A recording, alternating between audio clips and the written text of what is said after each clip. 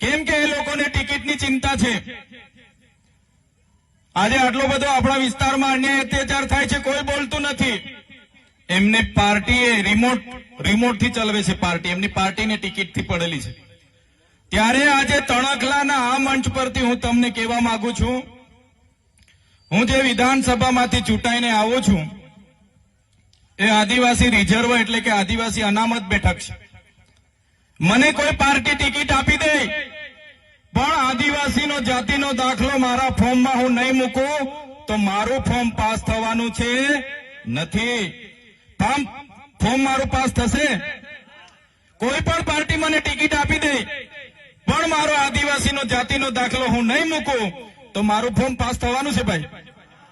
Pass થવાનું છે? નથી થવાનું ને।